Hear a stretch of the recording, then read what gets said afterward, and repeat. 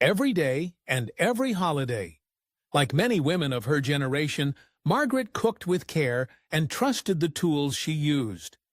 She never imagined that something so familiar could also be harmful. But one evening, while reading an article her granddaughter sent her, she discovered something that made her pause. Some of the kitchen items she had used for most of her life might actually carry hidden risks. Risks that could affect not just her, but also the people she loved. This is not a story meant to frighten anyone. It is a reminder that even the wisest women among us are always learning. Margaret was not reckless. She simply lived in a time when no one talked about microplastics, or forever chemicals, or food dyes linked to behavioral issues in children. Today, her story is not just hers. It is for every woman who has stood at her stove, prepared meals with love, and now wants to make safer, more informed choices, without guilt, without panic, and without pressure to replace everything overnight. Because being wise is not about knowing everything. It is about knowing when it is time to listen, reflect, and make a change. This episode is about 10 hidden dangers that might be sitting quietly in your kitchen drawers, and what every thoughtful, loving home can do instead. Let us walk through them together with curiosity, compassion, and confidence. 1. Vintage dishes with hidden lead. Margaret's dishes were more than just dinnerware. They were filled with memories. Her plates had served roast chicken on Sunday evenings, birthday cake for her children, and leftovers during hard times. These dishes had lasted through decades of family meals and felt like a part of her story. But one afternoon, while her daughter was helping her reorganize the cupboards, she asked a simple question. Did you know that older dishes can contain lead? At first, Margaret brushed it off. These? I've had them forever. They're just fine. But curiosity got the better of her, and later that evening, she did a little research. What she found surprised her. Dishes made before the late 1970s often used glazes or paints that contained lead. Back then, regulations were not strict. Even popular brands from that time may have used materials that, while considered safe at the time, can pose a risk today, especially when scratched, chipped, or used to serve acidic foods. Lead exposure over time can build up in the body. It is especially harmful to children and pregnant women, but long-term exposure may also affect adults, potentially leading to high blood pressure, memory issues, or joint pain. Margaret's favorite plate had a tiny chip near the edge. It was barely noticeable, but suddenly it meant something. It was no longer just a sign of wear. It was a reason to rethink. She didn't want to throw away the dishes that had held so much meaning. So she made a thoughtful decision. She packed away her older plates for display only, keeping the memories, but not using them for food. For daily use, she chose newer, lead-free dishware that was safe and easy to clean. She learned that you can honor your past without putting your present at risk, and that protecting your health does not mean giving up what you love. It simply means making wiser choices. 1 plate at a time. 2. Plastic cutting boards. For years, Margaret believed plastic cutting boards were the cleanest, most practical choice. They were lightweight, easy to rinse, and could be tossed in the dishwasher without worry. She had used the same white board for more than a decade. Scratched, but still sturdy. It had seen carrots, onions, chicken breasts, and holiday hams. But over time, something began to trouble her. She noticed that deep grooves from her knife were hard to scrub clean. No matter how much she washed it, the marks remained. She also remembered reading somewhere that those scratches could trap bacteria. So she started digging deeper. What Margaret found changed the way she thought about plastic in her kitchen. New research showed that plastic cutting boards, especially when old or heavily scratched, can release tiny particles called microplastics into food. These particles are too small to see, but they can be swallowed during everyday meal prep. Even more concerning, microplastics are now being found in the bloodstreams of humans, and even in unborn babies. Scientists are still studying the long-term health effects, but early findings suggest these particles may lead to inflammation, hormone disruption, and other unknown issues. Margaret was shocked. She had always done her best to prepare clean, safe meals. Now she wondered if her trusted cutting board might be doing more harm than good.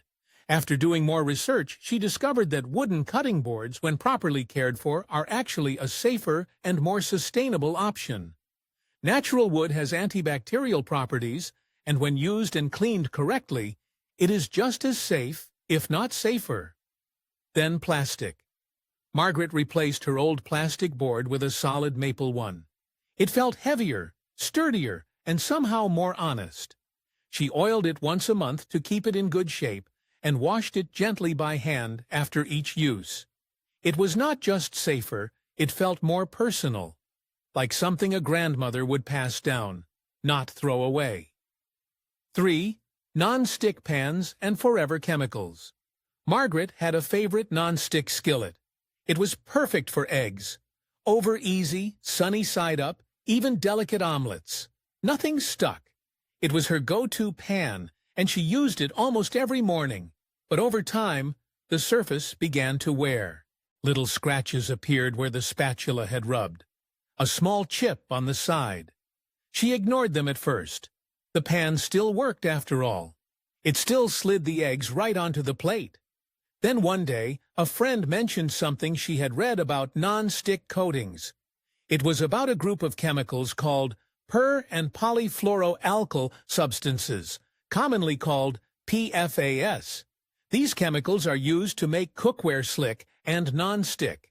But they have also been called forever chemicals because they do not break down in the environment or in the human body. As Margaret read more, she learned that heating these pans, especially when scratched or chipped, can release PFAS into the air and into food. These chemicals have been linked to a range of health issues, including hormone disruption, weakened immune response, and even certain types of cancer. It was overwhelming. She had never imagined that cooking eggs could carry a risk. Still, Margaret did not panic. Instead, she made a plan. She began replacing her non-stick pans with stainless steel and cast iron. The stainless pans were great for searing and sauces. The cast iron, once seasoned, was nearly as non-stick as the ones she gave up. It took a little practice, but soon she found herself enjoying the process. The pans felt timeless, solid, safe. For the one or two things she still struggled with, like eggs, she kept a small ceramic-coated pan labeled as PFAS-free and used it gently with a wooden spatula. Margaret learned that sometimes the tools we love most need to be let go, not because we failed, but because we are growing wiser. And that wisdom means cooking with care, not just for taste, but for health, for ourselves, and for the ones we love. Chapter 4. Rice Cookers and Air Fryers with Non-Stick Interiors.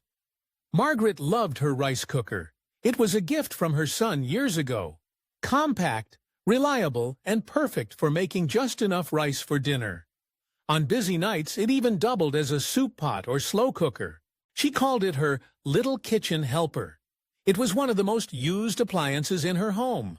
But one evening, while reading about non-stick cookware, she learned something surprising.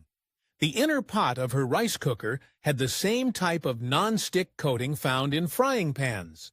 Coatings that may contain PFAS, the so-called forever chemicals. These coatings, when heated, could leach toxins into food or release fumes into the air. She hadn't thought of her rice cooker that way.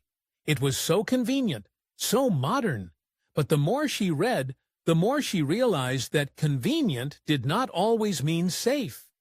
The same concern applied to many air fryers on the market.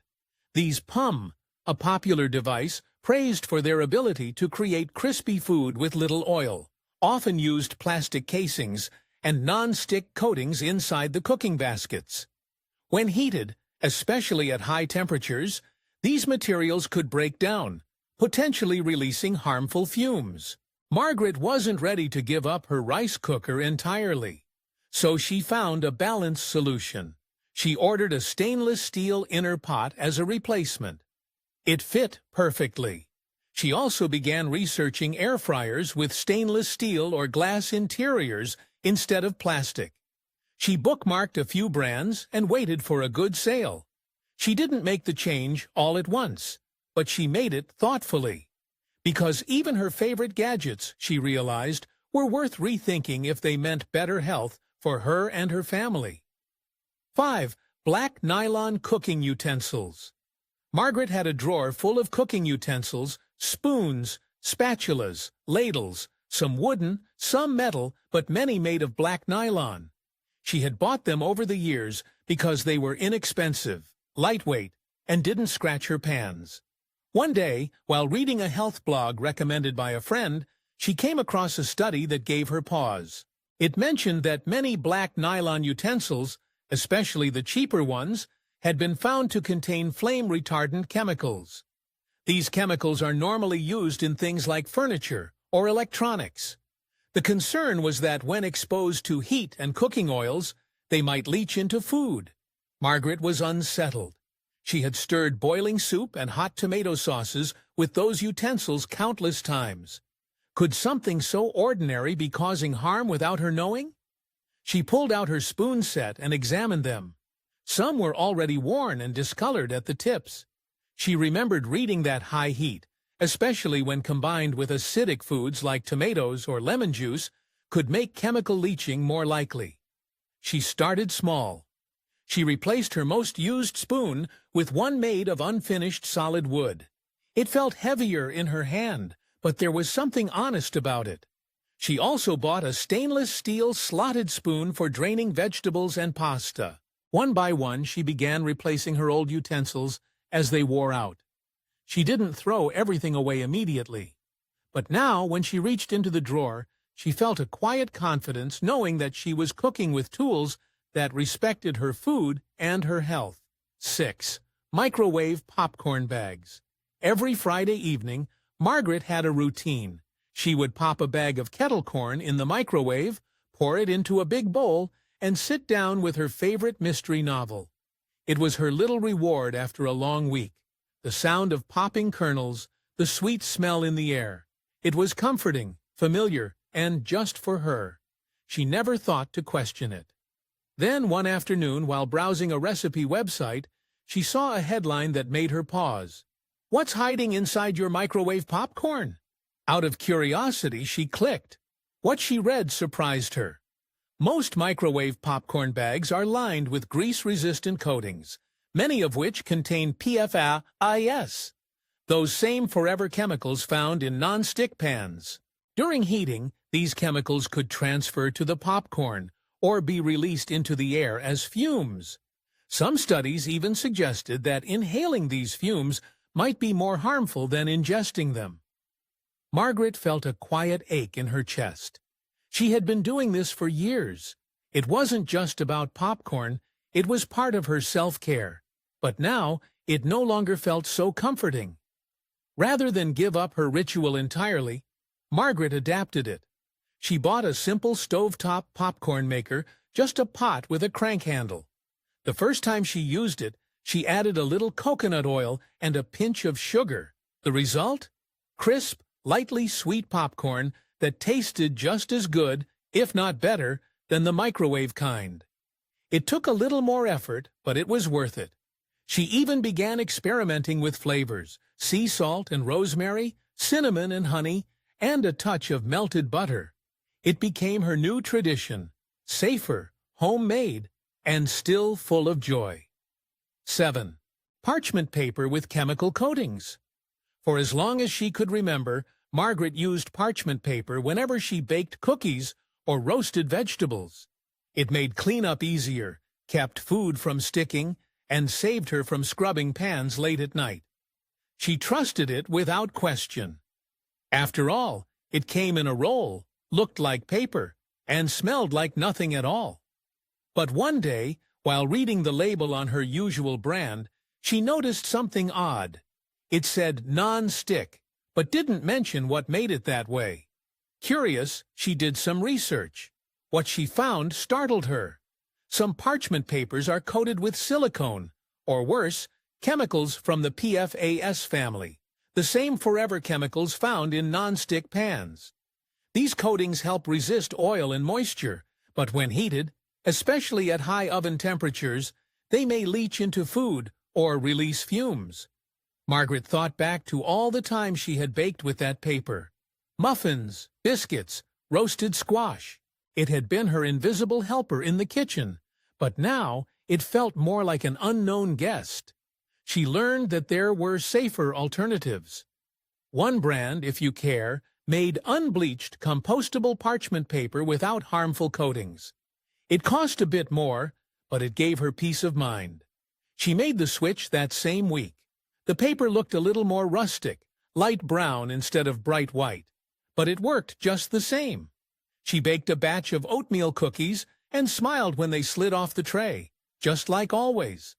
It reminded her that sometimes the small swaps are the most powerful. One roll of paper might not change the world, but in a wise kitchen, every choice is made with care, and that makes all the difference. 8 old plastic food containers. Margaret had a cupboard full of mismatched containers. Some were real storage tubs, others were repurposed yogurt or margarine tubs. It was how her mother did it and how she had always done it. Why waste a good container, right? They worked just fine. Or so she thought. One day, while packing up leftovers, she noticed that the plastic was looking cloudy. The lid cracked slightly when she snapped it on. That night, she microwaved soup in one of those containers, and it struck her. Is this still safe? The next morning, she looked into it. What she learned opened her eyes. Older plastic containers, especially ones that have been used for years or exposed to high heat, can break down over time. Some of them, especially if made before 2012, may contain bisphenol A, better known as BPA, or other chemicals that can leach into food when microwaved or washed in hot water.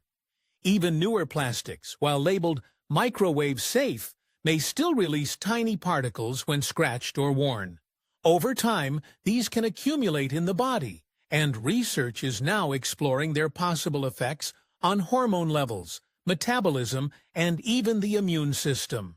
Margaret didn't throw everything out that day, but she did begin to sort through her containers. If it was stained, warped, or more than 10 years old, it went in the recycling. She replaced them with glass containers, sturdy, clear, and better for reheating. They stacked neatly in the fridge, and she could see exactly what was inside. Her kitchen started to feel calmer, cleaner. No more mismatched lids or warped bowls, just safe, simple storage, fit for leftovers, soups, and the peace of knowing she was doing right by her health. 9. Artificial food coloring. Margaret always loved color. She decorated cupcakes with pink frosting for her granddaughter's birthday. She made green Jell-O for St. Patrick's Day. She believed food should be fun, bright, festive, and full of life. But she never gave much thought to where those colors came from.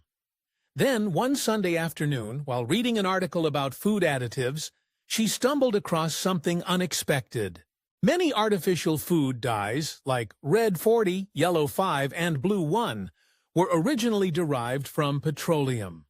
Others contained compounds that had been linked to behavioral issues in children and even potential cancer risks in animal studies.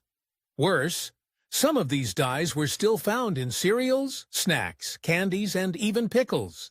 Margaret was stunned. She had spent a lifetime feeding her family with love, but no one had ever told her that the color in their birthday treats could come with a price. She walked into her pantry and began reading labels. Sure enough, bright cereals and snack packs had a long list of numbered dyes. She didn't feel angry, just disappointed that something so common could be so quietly hidden.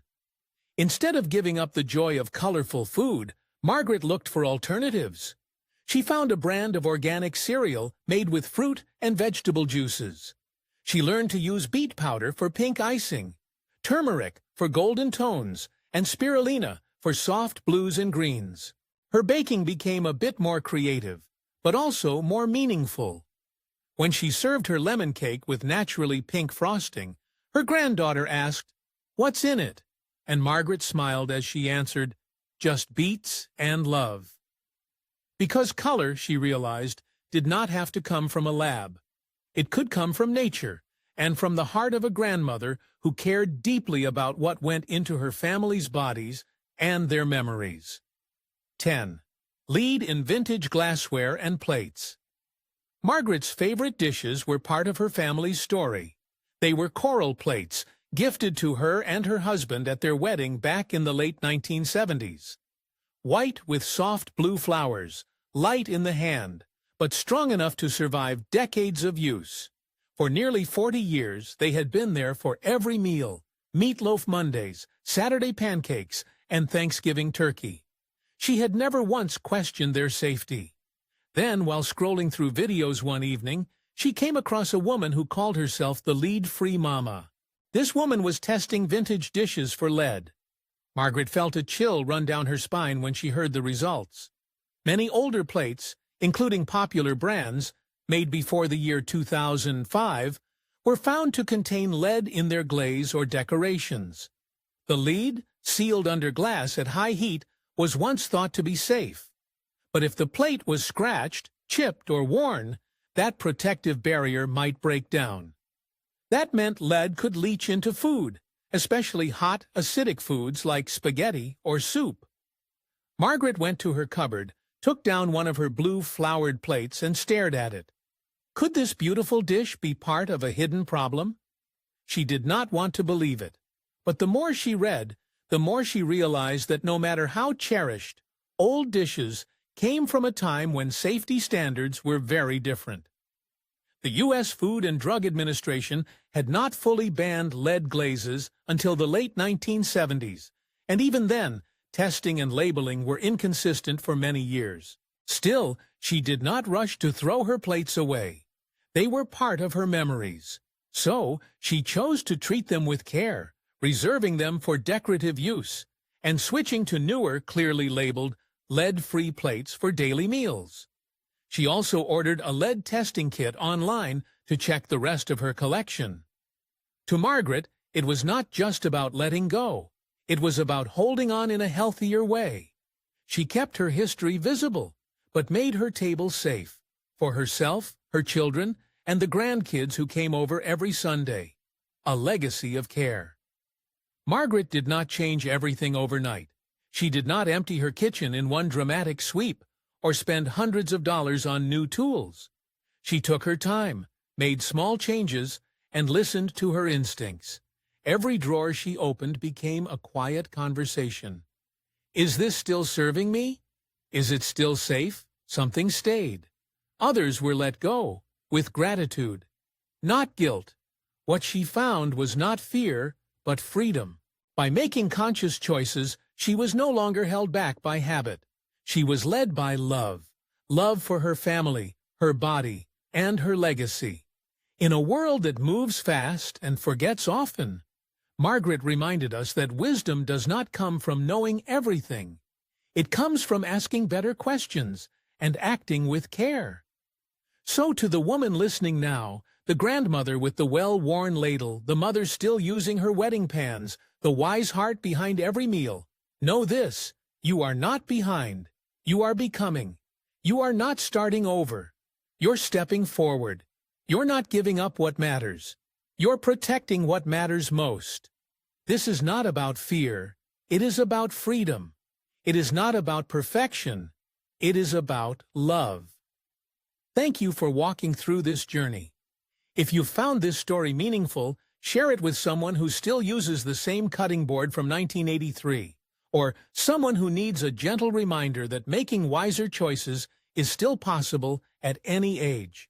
Until next time, take good care of yourself and of the home that is always taking care of others.